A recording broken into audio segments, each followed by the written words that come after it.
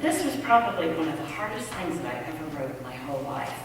Like, how do you talk about your memories of being a member in this church, like over 50 years, and that's not counting the years that I was brought up in this church.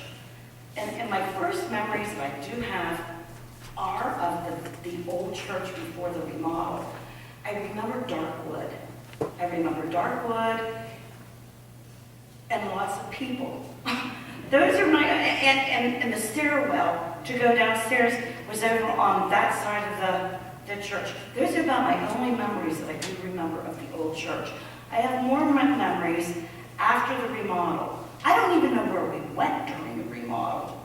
I was told at one time that we used to have services up at Hilltop School during the remodel. That part I do not remember. Don't ask me where I was, but I know I was there.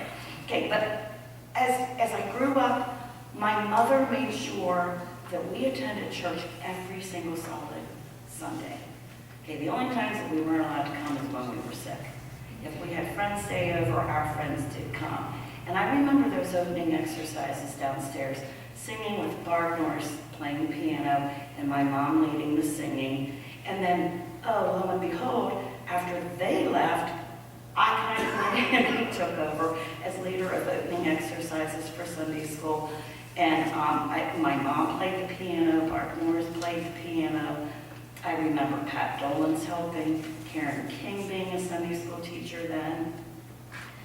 And I remember also when I did go to Sunday school, which was every Sunday, I remember our Sunday school superintendents coming around and picking up the attendance books. Attendance was very important, and we even got pins for the Sundays that we attended. Once you got your first initial pin, then you had little bars that went down through it, and it was such a joy to like stand here and get your attendance pin in front of the whole congregation. I also remember our sunrise services when I was smaller. I remember going to Sam Pickens' house on Sharon Road, cold, snowy. Some Sundays we didn't, or some sunrise services I remember not making it because the snow was so horrible and Tina was driving. Sorry, Tina. But those were awesome, awesome memories, that I have. The sunrise coming up and everybody just standing there and singing. It was amazing. I also have amazing memories of the Easter egg hunts that were held over at my mom's. She would spend hours going through the Easter eggs, making sure, because we used to put candy in them years ago, and she would make sure that there was no leftover candy in these Easter eggs, and she would sort them by age group. And then her children came in and helped her, because we had different yards that we would use for different age groups. And the people that would come, the streams of cars would just come up to my mom's. And we just had so much fun doing that. I remember one year, my nephew Shane and Danny Jones said, "Don't worry about hiding the Easter eggs this year, Doris. We'll do it for you." Danny came over on his four-wheeler, and I think those Easter eggs got hid in record time that year. Shane was on the back, Danny was driving, and Shane was just throwing Easter eggs everywhere. And it's funny because Tina and Chuck have now bought my mom's property, and they still find Easter eggs from Easter egg hunts way back when. Okay, then I also have memories in Sunday school of going up to the nursing home on the hill and having church services up there for them. I believe it was the first Sunday of every month we would go up, and our Sunday school classes would have church services for them. And I remember, I'm like, do we have to do that? And my mother, I'll never forget, it was like, yes, you do have to do that. Just remember, one day you also will be old, and you will hope that somebody comes and visits you. So thank you, Mom. I also have awesome memories of junior choir. Junior choir was a time that, oh my gosh, I'm not even sure when we met, but Daisy Donnelly was our choir director, and we would go downstairs, and while we would wait for her, she usually had little projects for us to do.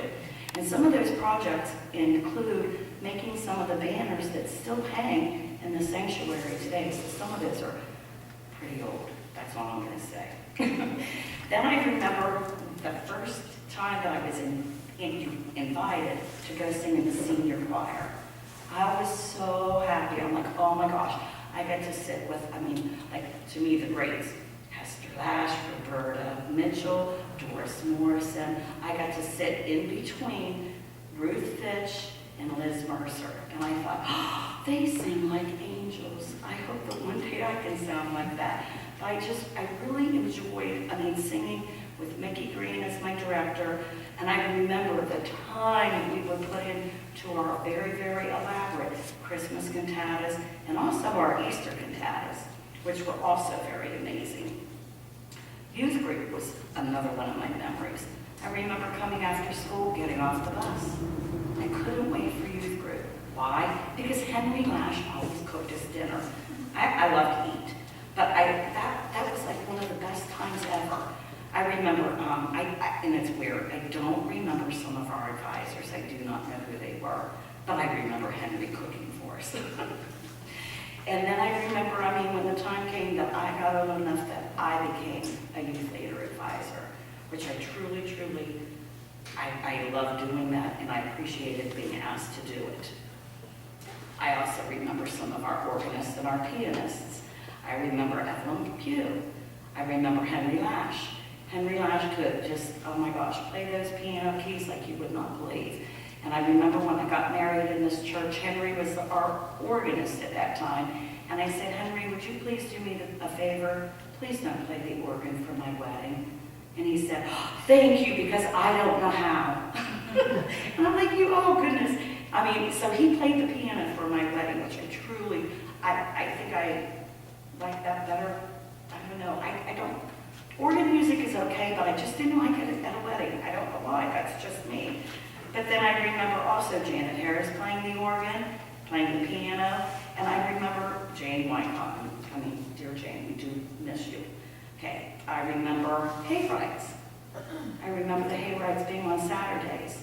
Big bonfire. They were held over at Lash Paving, over at the offices. Sometimes we had to have as many as 3, sometimes 4 wagons. We would have s'mores, we would have hot dogs, we would have cider, we would have hot chocolate. And then the best part of the evening would be the guitars coming out, the harmonica with Roy, and just sitting around and singing. Sometimes we didn't even want to go home. But the next Sunday, we always had Bring a Friend Sunday. So all the boys and girls that would go to the hayride definitely had friends with them. So I think that's why we had to have so many wagons. And that's when the Mellons were just like so awesome and would drive those wagons for us. I also remember, as I got a little bit older, being a Sunday school teacher, and then I was asked 2 of the plays that we put on as the church. The Godfather, which was really fun. We had an Italian dinner before that, and then we put on the play. That was like one of the best things, and I really liked that one. And then Godspell. I could not put the time into Godspell, so I was a part of it, but I wasn't in the Godspell play. Let me see. Then, as I grew up, I remember being asked to serve on different committees. The very first one was when I was in high school. I was asked to serve on a pulpit nominating committee, and that's when we brought in David Rice. And since then, I was a Sunday school teacher, Sunday school superintendent, was asked numerous times to sit on session, where I served as committee chair for music and worship or Christian ed. And I just look out and I see I was baptized in this church. My children are baptized in this church. Hopefully my grandson will soon be baptized in this church. I was married in this church. My girls were married in this church. And I just hope that they can continue this circle of life that goes on here. Thank you. Those are my memories.